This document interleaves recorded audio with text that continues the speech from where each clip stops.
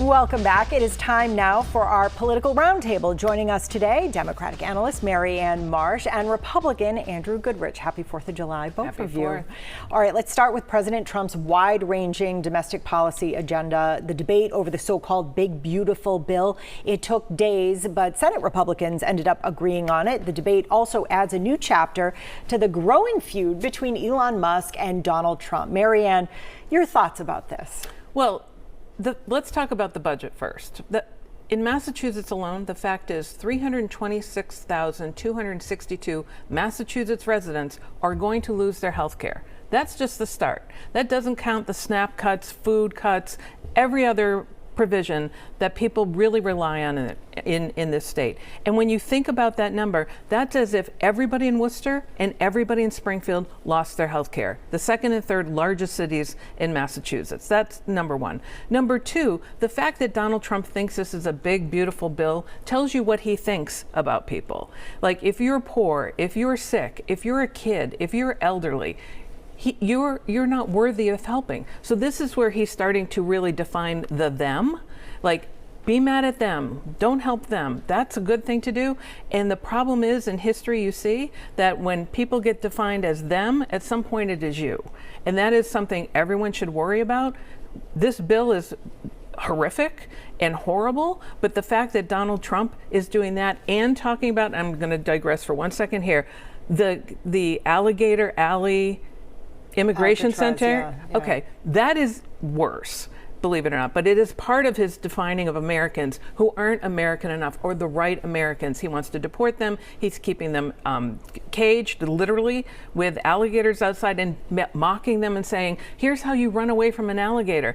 All of this is really, we are at a precipice in this country, and everyone needs to start standing up to Donald Trump and stopping this. All right, Andrew, what are your thoughts about this? I mean, certainly this is a big bill, and I think people could really understand that everyone can take something that they like and don't like out of this thing. Number one, no tax on tips.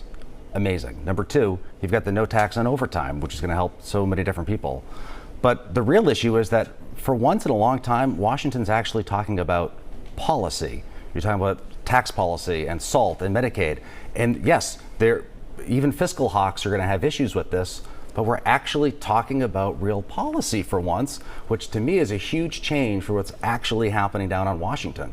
Can we talk about Elon Musk? Can we talk about that relationship, how that has seemed to degrade quite a bit? Well, Trump going after Musk is proving to Musk and everyone that it is Donald Trump who decides your fate. No one else. And this is the second round with Elon Musk. He threatened to deport him. He threatened to doge him, his own doge against him. And he became a billionaire, the richest man in the world, on federal subsidies. So the fact that Trump is going after him that way is a signal to everybody that he can do the same to you. And that should scare the bejesus out of everybody. What do you think, Andrew? It shows you how transactional so much of politics is becoming up there, especially with Elon Musk especially. I mean, if it benefits him, he's going to be supportive. If it doesn't, he's out of there. Yeah. And to me, that's what makes a lot of people sad. But this is positioning Trump not as president, but king. And no one else has a say in anything. He makes the decisions. Your fate is determined by him. He's setting himself up as the ultimate authority on everything. And that's not a democracy. All right. Before knowing Washington's spending plan, the Massachusetts state legislature passed its budget.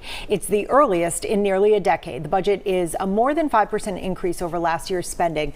Democratic leaders say it's fiscally responsible and will help people. Ways and Means Chair Aaron Michaelwitz saying some have suggested this is the real big, beautiful bill. Andrew, what do you think? I think it's a slap in the face to taxpayers. Number one, a decade and we're suddenly surprised and happy that they finally passed something on time. See you later. Absolutely not. That's a disgrace.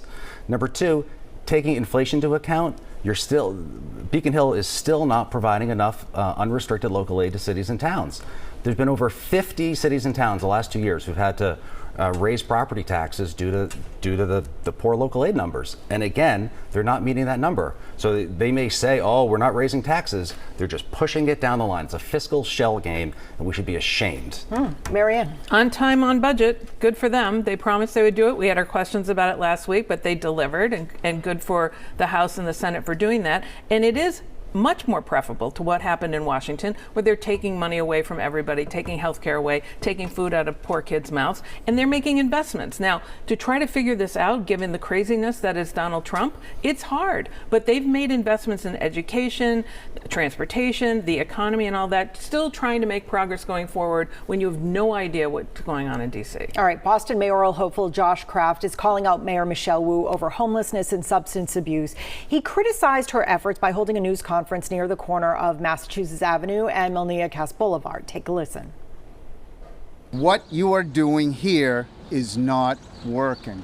Every day, the residents of this neighborhood, including many children, are forced to witness people selling drugs outside their front door. Solving a really hard, really complicated nationwide issue at the local level, it's difficult. So we really are focusing on getting people into treatment and recovery and into that pathway to housing.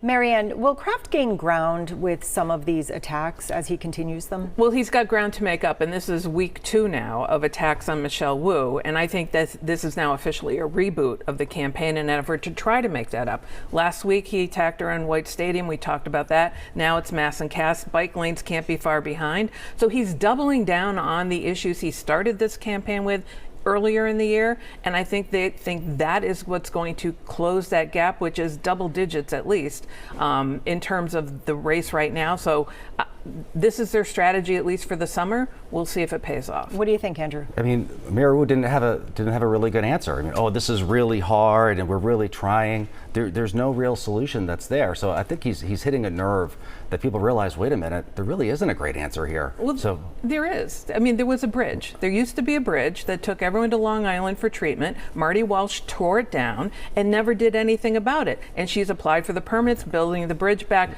putting treatment there. But that's the answer. Leaders don't pass the buck, and that's what we're trying to do here, pass the buck. Those are stubborn facts. All right, Senator Ed Markey sharing that he's been endorsed by 28 local leaders in several Massachusetts communities.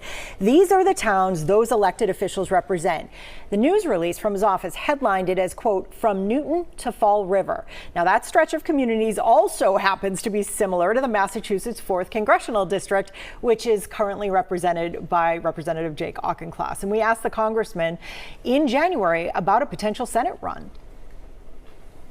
Are you considering a primary challenge? I am considering running for re-election as a member of Congress. Are you ruling it out? I don't rule things out proactively. I want to be of service. I'm running for re-election to be a member of Congress. Okay, so he didn't rule anything out. Andrew, is this a sign that Senator Markey is worried about a primary challenge from Congressman Auchincloss? I don't know if it's worried, but more self-reflective. I mean, we have to remember that Ed Markey was born a decade before Elvis Presley put out an album. He's been in elected office since the Nixon administration. So, and he would be close to, 85 by the end of his next term. He has to really realize, does he really have what it's going to take to move us into the next kind of phase? And I think this is a reflective period for him to really think about that. Well, what do you think, Marianne? Well, that wasn't a no back in the earlier this year. And in the Globe last week, we talked about this. Auchincloss and Ayanna Pressley both refused to rule out that they would run. So this is Ed Markey's brushback pitch to Auchincloss to try to keep him out of the race. It's going to take more than that to do it, but that's Ed Markey's first move against Jake, and it's telling that he's made it now. All right, our roundtable discussion continues after the break.